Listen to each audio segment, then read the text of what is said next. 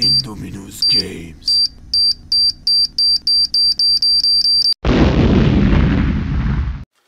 Salut les Raptors, aujourd'hui on est reparti pour une petite vidéo, un test d'un vieux nerf. Enfin vieux. Le Retaliator. Alors c'est un nerf qui a fait ses preuves, il vient d'être remplacé là récemment par le Delta Trooper, mais on le trouve encore dans certains magasins en stock. C'est le nerf de prédilection, beaucoup de gens l'adorent, d'autres gens le détestent, enfin bon. C'est un nerf en tout cas qui laisse pas indemne quand on le voit. Donc on va voir tout de suite un peu ce qu'il vaut. Test de distance, test de précision à 5 mètres. Truc assez classique, on va voir ça tout de suite. Voilà le Retaliator d'un peu plus près. Alors nous actuellement on a mis une poignée avec les rails Fantasteel. Comme vous pouvez le voir là, les rails Picatinny. Donc c'est une poignée type Airsoft. C'est juste pour le style, hein. C'est que la poignée nerf est très bien. Bon, elle tient moyen, celle-là tient un peu mieux. Mais c'est vraiment que pour le style. Parce que souvent, en fait, on est comme ça. Parce que c'est ici qu'on le recharge. Du coup, c'est un nerf en plusieurs parties. Donc on a ici le canon. Ici la crosse. Donc après, beaucoup de gens le jouent comme un pistolet. Pistolet qui a de la gueule.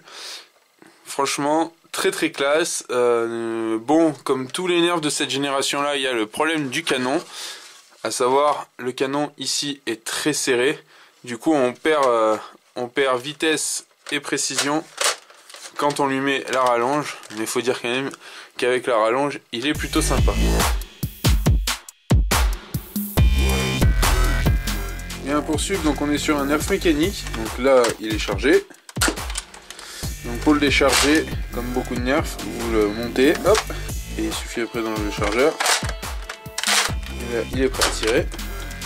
Donc voilà, donc on peut avoir une assez bonne cadence de tir. Après, la poignée est très agréable. Par contre, le rechargement, bon, c'est pas l'idéal. Aujourd'hui, le Delta Trooper, il a une jolie courbe là pour attraper et tout. Enfin bon, ça reste honorable, hein. Il n'y a pas de problème. On va le revoir en entier parce qu'il a pas mal de porte-sangles. On va voir les organes de visée et puis bah, après on va en parler sûrement dehors. Donc d'abord le chargeur, c'est un 12 coups à moitié transparent classique de chez Nerf. Je vais pas le mettre pour continuer à en parler et après on ira tester. Donc là il y a du Elite, il y a du Nerf Rebelle, enfin un peu de tout. Bien, donc voici la bête. Donc là ouvert, on a la trappe d'accès ici pour le désenrayement. Quand il est fermé, on n'y a pas accès. Ici le canon, donc on a rail tactique ici, on a un rail tactique complet sur le dessus, donc si on enlève, on a toujours un rail tactique sur la partie pistolet. C'est vraiment pas mal. On a ici un organe de visée, sachant qu'on n'a rien là. Donc on peut lui adjoindre nous ici une visée, ce qu'on va faire tout de suite. Voilà, donc c'est un truc... J'ai pas grand chose en accessoire, je dois l'avouer. Voilà. Alors après, ça ajoute le problème que du coup, c'est sur la partie à recharger. Donc quand on a des grandes paluches, ça va. Sinon, on risque de le faire sauter. Voilà, ça marche pas trop mal.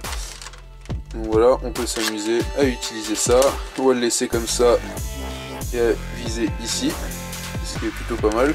Bon, celui-là est vraiment pas classe. Après, il y a plein de lunettes qui sont très très jolies. Que dire d'autre? Donc on a ici de quoi passer une sangle. On a bien sûr la crosse. Le devant, il n'y a pas. Voilà, pas grand chose à dire dessus. Il y a déjà énormément de vidéos sur le sujet. Donc là, de toute manière, on a fait le tour physique. On va aller voir ce qu'il vaut dehors. Et voilà, comme on peut le voir, la neige est revenue. Bon, on va tester tir normal, tir en cloche, avec et sans le canon. Donc on commence avec tir droit.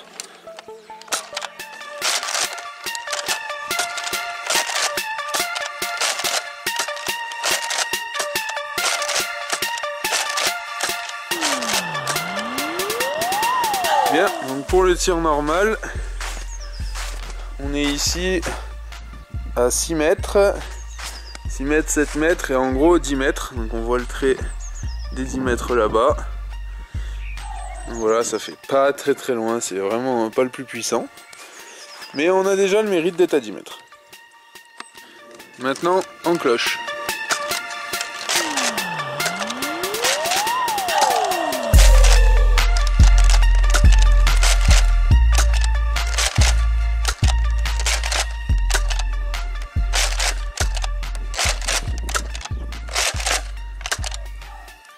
Donc en cloche, première balle à 10 mètres, 11 mètres, 12 mètres, et celles-ci elles ont en gros, enfin 14 mètres, et les trois là qui sont là ont tapé le mur dès 15 mètres, donc elles auraient fait 16 mètres quoi, pas bien plus parce qu'elles ont vraiment tapé en retombant.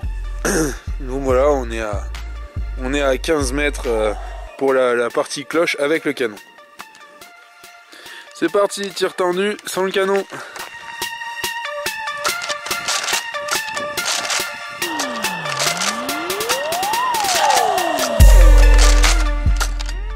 Bon, la différence c'est pas flagrante du tout, parce que là on a la première balle en gros à 7 mètres. 7 mètres 50, 8 mètres ici, 10 mètres là-bas, donc, et 10 mètres encore ici. Donc voilà, on est à peu près aux mêmes distances qu'avec le canon. Et maintenant en cloche sans le canon. Ok, 15 mètres. 16 mètres. 14 mètres. 16 mètres. 14 mètres. 15 mètres. 15 mètres. 14 mètres. Bon, on est à peu près dans les mêmes distances. Bon, donc là, très groupé. J'ai commenté en même temps, mais du coup, là, toutes les balles sont là. Donc, celles qui ont tapé, que j'ai annoncé 16 mètres, et toutes les autres qui sont entre 14 et 15. Donc voilà, un peu plus groupé sans le canon. Donc, un peu moins de freinage, mais globalement, on a quand même à peu près les mêmes perfs. Donc en cloche on tape sur 15 mètres et sans cloche on tape sur 9 mètres, 8-9 mètres. C'est parti pour la précision à 5 mètres.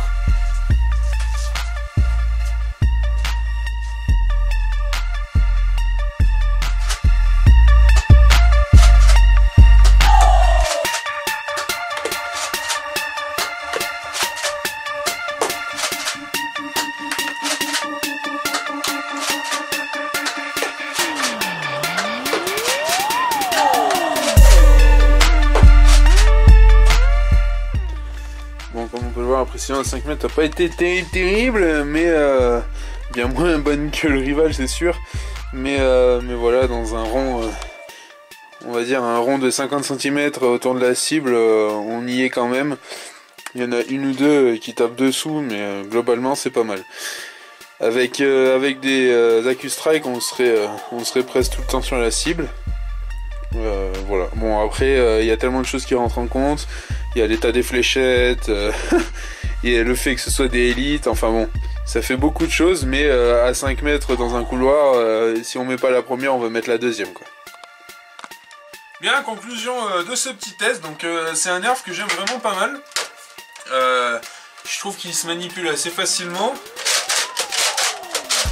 Maintenant, c'est vrai que par rapport au rechargement avant le canon, en fait, on s'en sert jamais. Faudrait jouer en extérieur, recharger et tenir son nerf comme ça. Donc, être là, chercher, hop, mettre en joue-feu.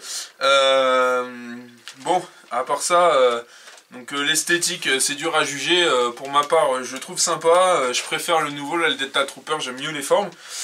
Maintenant ça dépend du goût de chacun. L'avantage c'est que c'est compatible nerf avec les modulus et tout, donc on peut mettre ce qu'on veut dessus. Voilà, on peut changer le ressort, enfin on peut s'amuser quand même, hein. Maintenant bon, c'est pas voilà, c'est un nerf élite, donc niveau précision, niveau patate, enfin 15 mètres c'est pas mal, c'est pas non plus le must. Voilà, à modifier du coup, je pense que ça va être sympa. Je vais essayer de changer moi déjà le ressort, je vais voir un peu ce que ça donne. Maintenant, bon bah il n'y a pas le slam, parce que c'est les anciennes générations. Voilà, que dire de plus. Rien de spécial. J'espère que la vidéo elle vous a plu. J'espère que vous êtes éclatés à regarder le test. Normalement d'ici cet été j'aurai un chronographe pour mesurer la puissance des balles quand elles sortent. Ça ce sera sympa, ça fera une donnée un peu physique de la sortie. En tout cas les petits raptors, si vous voulez vous abonner, c'est par là. Si vous voulez regarder une autre vidéo, elle est là. Et sinon, à ciao. Indominus Games.